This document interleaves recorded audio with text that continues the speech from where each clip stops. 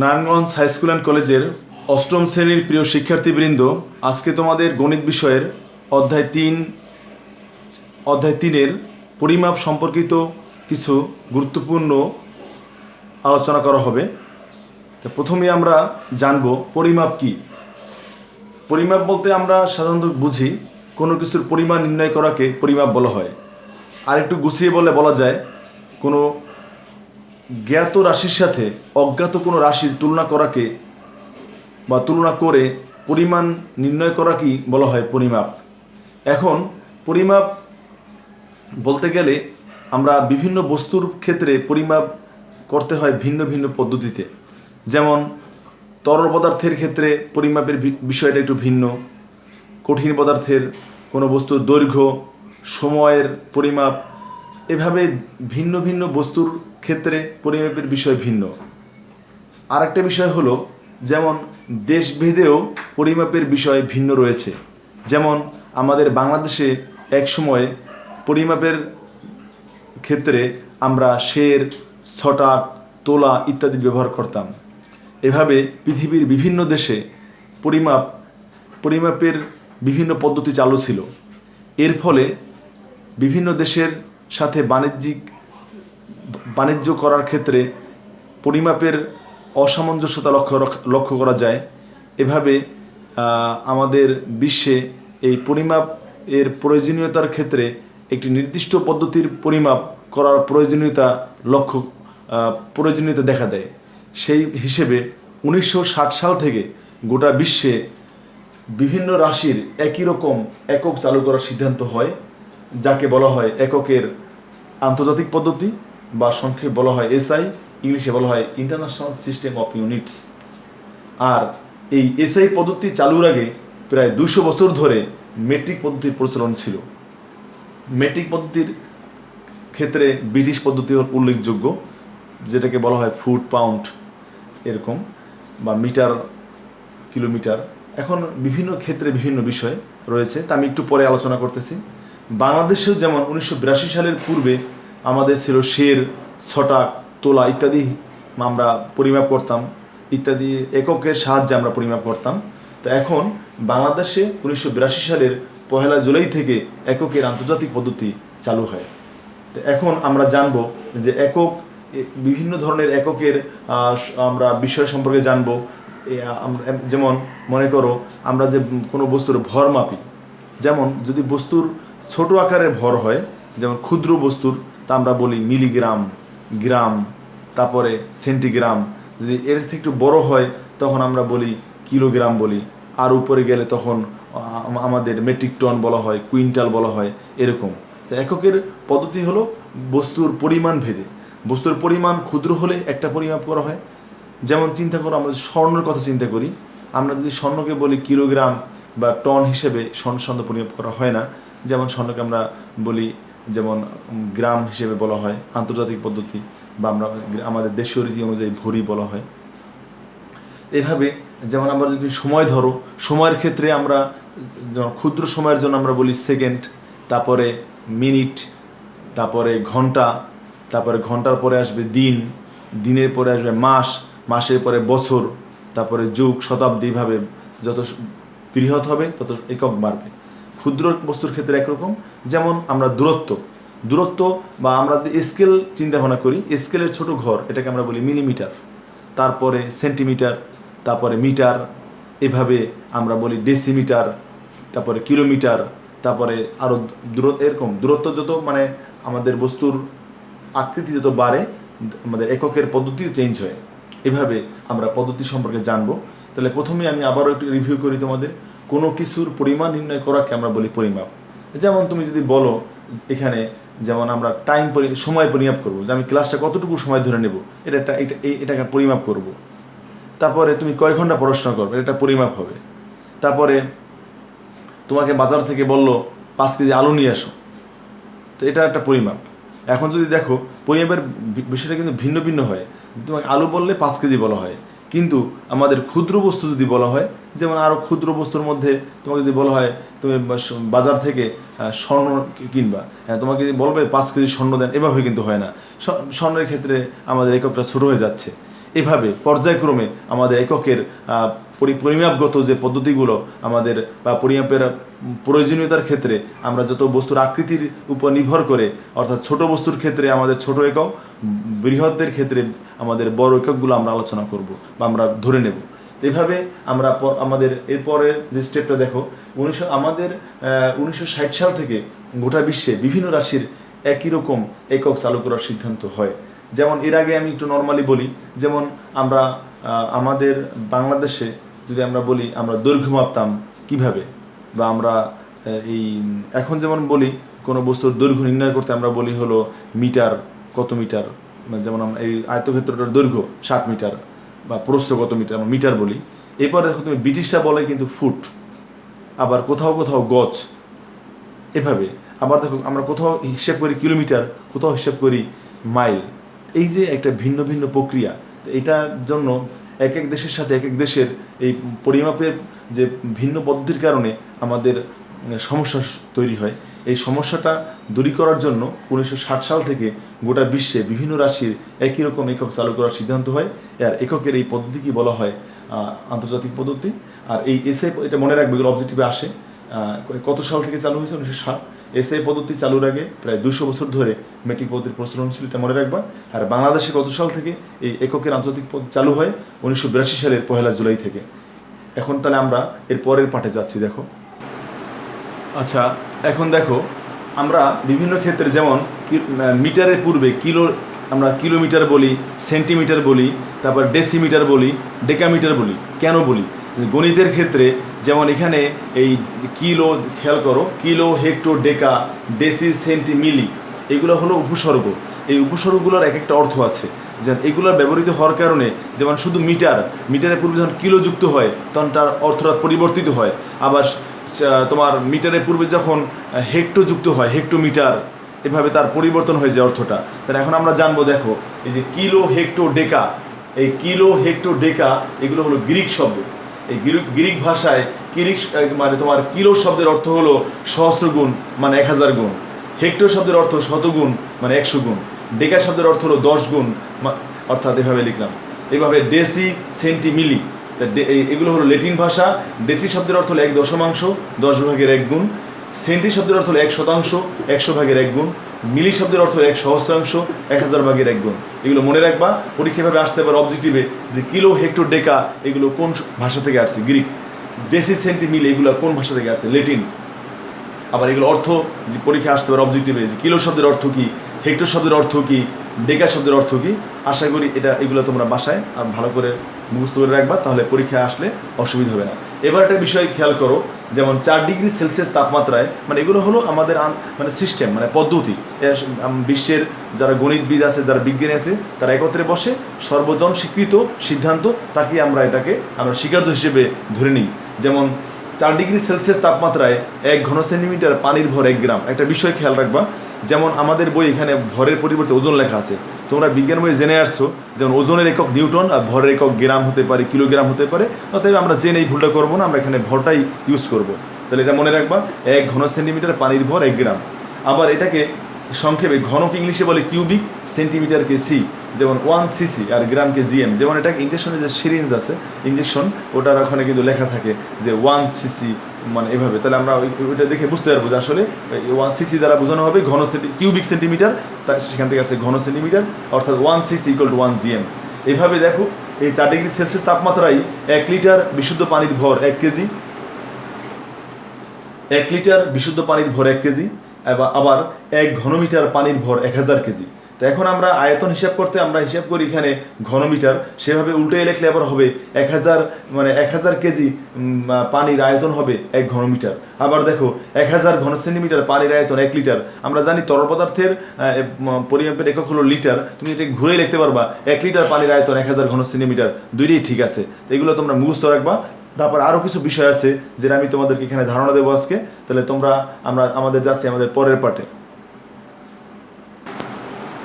আচ্ছা, এবার দেখো আমরা ত্রিভুজ সম্পর্কে জানবো। যেমন ত্রিভুজের আমরা জানি এই শীর্ষবিন্দু থেকে তার বিপরীত বাহুর যে দৈর্ঘ্য, এটাকে আমরা বলি উচ্চতা, আর এটাকে বলা হয় ভূমি।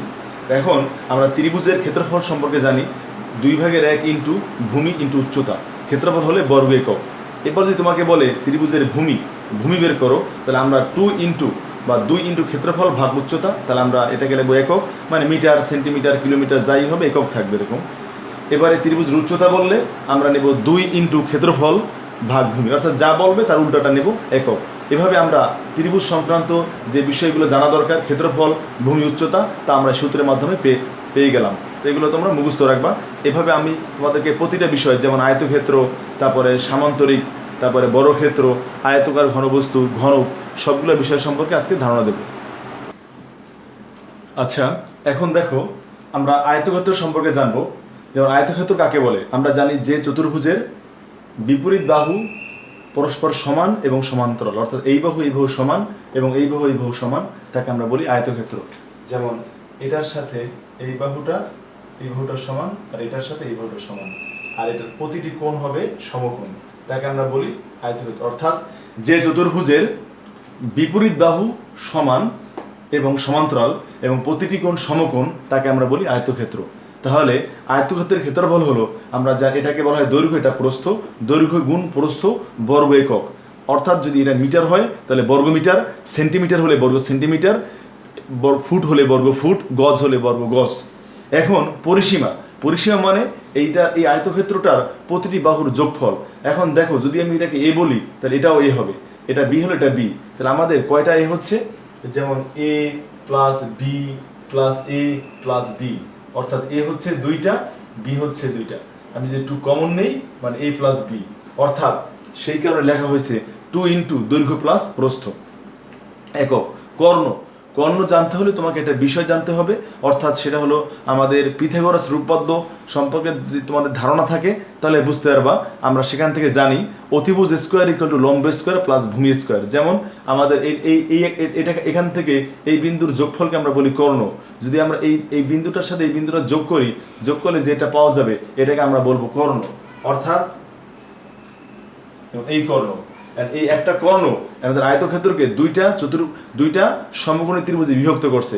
আমি যদি বলি এটা যদি বলি এ আর এটাকে বি বলি, তাহলে আমাদের হবে এটাকে বলা হয় অতিভুজ, কারণ আমরা পিথাগোরাসের উপপাদ্য অনুযায়ী জানি সমকোণে বিপরীত বাহুকে অতিভুজ বলে, আর অপর দুইটা বাহু হলো সন্নিহিত বাহু, একটা লম্ব হবে একটা ভূমি হবে। তাহলে অতিভুজ স্কোয়ার ইকুয়াল টু লম্ব স্কোয়ার প্লাস ভূমি স্কোয়ার।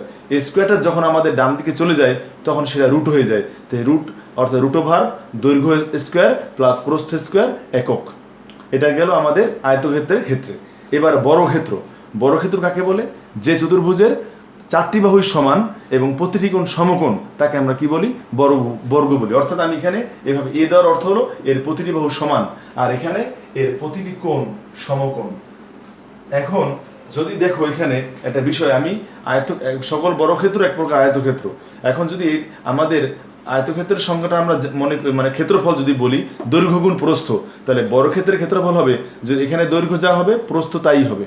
অর্থাৎ এটা দৈর্ঘ্য যদি হয় এ, প্রস্থ হয় বি, তাহলে যেমন ভুল বললাম, দৈর্ঘ্য এ হলে প্রস্থ এ হবে। তাহলে এখানে দৈর্ঘ্য গুণ প্রস্থ মানে এ গুণ এ, আর এ আর এ গুণ করলে হবে এ স্কোয়ার, যেটাকে আমি লিখছি এখানে বাহু স্কোয়ার বা বাহুর উপরে বর্গ একক।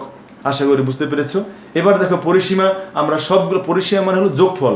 আমরা যদি এখানে সবগুলো বাহুর যোগফল নির্ণয় করি, এ যোগ এ যোগ এ যোগে মোট কয়টাই হবে? 4টায়। এই জন্য লিখছি 4 ইন্টু বাহুর দৈর্ঘ্য একক। পরিসীমা বললে শুধু একক হবে, আর ক্ষেত্রফল বললে বর্গ একক।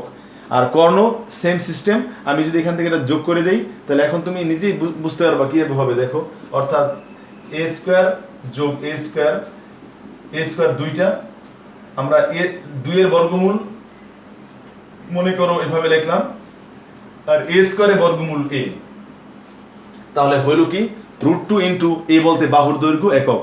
তাহলে এভাবে আমরা আয়তক্ষেত্র এবং বর্গক্ষেত্রের জন্য যতগুলো সূত্র দরকার আমরা পেয়ে গেলাম। এখন যাব আমরা আয়তকার ঘনবস্তু এবং তোমার ঘনক, এই দুইটা সম্পর্কে আমরা জানবো। আচ্ছা, এখন আমরা জানবো আয়তকার ঘনবস্তু সম্পর্কে। আয়তকার ঘনবস্তু মানে হলো, দেখো তোমার হাতে যে বইটা রয়েছে এটা একটা আয়তকার ঘনবস্তু। ইট একটা আয়তকার ঘনবস্তু, অর্থাৎ যে ঘনবস্তুর দৈর্ঘ্য প্রস্থ এবং উচ্চতা এই তিনটি, অর্থাৎ আমাদের 3টে ধার, যেমন এখানে, অর্থাৎ আমরা যদি প্রথমে যেটা বললাম আয়তক্ষেত্রে আমাদের দৈর্ঘ্য আছে প্রস্থ আছে, এর কিন্তু উচ্চতা ছিল না। আর এখন দেখো এর দৈর্ঘ্য আছে প্রস্থ আছে, উচ্চতা আছে, অর্থাৎ যার তিনটি তল থাকবে, মানে ধার থাকবে তিনটা, অর্থাৎ এখানে দৈর্ঘ্য, প্রস্থ এবং উচ্চতা। এবং এখানে দেখো, তুমি তোমার বইটার দিকে দেখো, তাই বইয়ের তোমার তল কয়টা হবে? তুমি একটা বই যদি কল্পনা করো, তোমার একটা বইয়ের তল হবে, যেমন এখানে এই পাশে একটা 1 2 3 4 5 6, যেমন একটা বইয়ের তল হলো 6টা। কিন্তু তোমাকে যদি বলে যেমন এই বইয়ের মাত্রা কয়টা, মাত্রা আমি একটু ভুল বলছি, মানে ধার না বলে মাত্রা বললে তোমার বুঝতে সুবিধা হবে। যেমন আমরা একটা বইকে দৈর্ঘ্য, প্রস্থ এবং উচ্চতা এই তিনটি মাত্রা দ্বারা করি, অর্থাৎ এখানে বোঝানো হয়। তাহলে এখানে এখানে একটা হলো দৈর্ঘ্য, একটা হলো প্রস্থ, একটা হলো উচ্চতা, এই তিনটা মাত্রা, আর তার তল হবে যেমন 6টা। কারণ এখানে তোমার দৈর্ঘ্য বরাবর 1 2 3 4 5 6, এভাবে আমরা তার তল বলতেছি কয়টা? 6টা তল। এখন দেখো আমরা কিভাবে, যেমন এখানে আয়তকার ঘনবস্তুর ক্ষেত্রে দৈর্ঘ্যকে প্রকাশ করা হয় এ দ্বারা, প্রস্থকে বি দ্বারা, উচ্চতাকে সি দ্বারা বোঝানো হয়। এখন আয়তকার ঘনবস্তুর সমগ্র তলের ক্ষেত্রফল হবে 2 into AB plus BC plus C. কীভাবে হয় এইটা আমি একটু দেখাচ্ছি। দেখো, যেমন তুমি এটা যদি তোমার হাতে যে বইটা আছে, আমি একটা বই নিয়ে তোমাদেরকে দেখাই। যেমন আমি বললাম কি, এই বইটার এটাকে বললাম এ, আমি এটাকে এ বলি, এটা হবে বি, আর এই উচ্চতা মানে পুরুত্বটাকে বলবো আমি সি। তাহলে আমার এই অংশটার ক্ষেত্রফল হবে, আমরা জানি কি এটাকে তল বলি, এটাকে তল বললে এটা দৈর্ঘ্য, এটা প্রস্থ। তাহলে আমাদের ক্ষেত্রফল হবে, আমরা জানি তলের ক্ষেত্রফল হবে দৈর্ঘ্য ইন্টু প্রস্থ। তাহলে আমাদের এই তলটার ক্ষেত্রফল হবে, এটাকে দৈর্ঘ্য বলছি, এটাকে প্রস্থ, দৈর্ঘ্যকে আমি ধরছি এ দ্বারা, প্রস্থকে বি দ্বারা। তাহলে তোমার এই তলটার ক্ষেত্রফল হবে এ ইন্টু বি, এবি। এই এবিটা আমাদের এই পাশে একটা তল আছে, এটার ক্ষেত্রফল হবে তাহলে এবি। তাহলে আমাদের মোট এবি পেলাম আমরা কয়টা? 2টা। ঠিক এখন আবার দেখো তুমি এই অংশটা আমাদের এই যে এটা দৈর্ঘ্য, ঠিক আছে, দৈর্ঘ্য হলো এ, আর এটা হলো আমাদের, একটা বিষয় খেয়াল করো, আমাদের এই যে অংশটুকু এটা কিন্তু আমাদের উচ্চতাকে আমরা বলছি সি। তাহলে এক্ষেত্রে আমাদের এ আর সি হবে এটা। তাহলে এই যে অংশটুকু দেখো, এই অংশটুকুর ক্ষেত্রফল দৈর্ঘ্য ইন্টু আমাদের বইয়ের পুরুত্ব বা উচ্চতা, তাহলে এটার অংশটার ক্ষেত্রফল হবে এসি। ঠিক, তাহলে আমাদের এটাও হবে হলো এসি। তাহলে আমাদের এসি হলো কয়টা? 2টা। এখন তুমি যদি এই পাশটা তুলনা করো, যেমন আমাদের এটা হলো আমাদের প্রস্থ, কিন্তু আগের মতোই আমাদের এটা হলো উচ্চতা বা পুরুত্ব।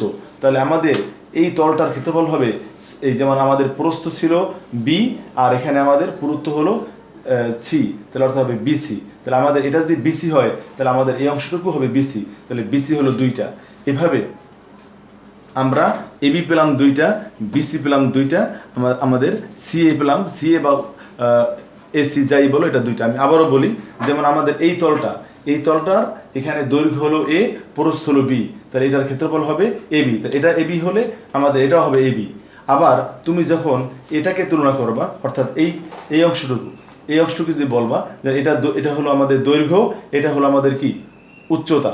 তাহলে উচ্চতা বা পুরুত্ব, তাহলে আমাদের যদি এটা এ হয় আর এটা যদি সি হয়, তাহলে আমাদের এতটুকু হবে এসি, এই অংশটুকুর ক্ষেত্রফল। এটা এসি হলে এটাও এসি হবে। ঠিক, আবার আমাদের এটাকে যদি আমরা এটাকে আমরা বলছিলাম এটাকে প্রস্থ বি, আর এটা হলো উচ্চতা সি, তাহলে আমাদের এটা হবে বিসি।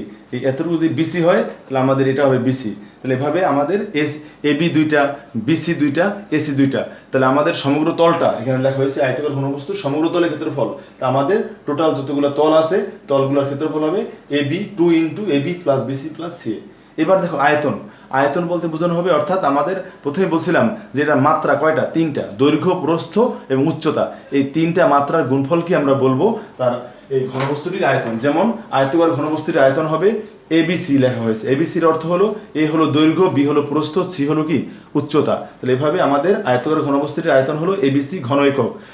আয়তন বললে আমরা নেব ঘন একক, আর এখানে ক্ষেত্রফল হলে বর্গ একক। কারণ মানে ক্ষেত্রফলকে যেমন বর্গ বলা হয়, কারণ এটা ইংলিশে 2টা জিনিস আমরা জানি, 2টা বস্তু গুণ করলে তার উপর স্কোয়ার আসে, তো স্কোয়ারকে আমরা বাংলায় বলি বর্গ। আর 3টা বস্তু গুণ করলে, 3টা মাত্রা গুণ করলে তার উপর আমরা বলি কিউব ইংলিশে বলি কিউব, বাংলায় বলা হয় ঘন। এবার কর্ণটা এখানে একটু তোমাদেরকে বিষয়টা হলো আমাদের যে এখান থেকে এখানে আমাদের তিনটা মাত্রা এ বি সি। তা আমরা আগেই জানি যে কর্ণ যখন হয় আমরা বর্গমূল করতে হবে, অর্থাৎ পিথাগোরাসের সূত্র অনুযায়ী তার প্রতিটি বাহুর বর্গের সমষ্টির আমরা বর্গমূল করলে তার এই স্থান থেকে এই স্থানের দৈর্ঘ্য পেয়ে যাব। কর্ণ মানে কাকে বলে আমরা জানি কি, কোনো চতুর্ভুজের বিপরীত কৌণিক বিন্দু, যেমন এখান থেকে এটার যোগফল, অর্থাৎ বিপরীত দুটি কৌণিক বিন্দুর যোগফলকে আমরা বলি কর্ণ। সেই হিসেবে আয়তাকার ঘনবস্তুটার কর্ণ হবে root A square plus B square plus C square, অর্থাৎ রুট ওভার দৈর্ঘ্য স্কোয়ার প্লাস প্রস্থ স্কোয়ার প্লাস উচ্চতা স্কোয়ার। এবার দেখো ঘনক, আয়তাকার ঘনবস্তুর সাথে ঘনকের একটা মিল আছে, যখন এখানে আমাদের দৈর্ঘ্য প্রস্থ উচ্চতা ভিন্ন, আর যে ঘনবস্তুর দৈর্ঘ্য প্রস্থ উচ্চতা একই হবে তাকে আমরা বলি ঘনক বলি। যেমন তোমরা রুবিক্স কিউব দেখেছো এবং লুটু খেলার ছক্কা, এগুলো হলো আমাদের ঘনক, এই ঘনক আকৃতির ঘনবস্তু।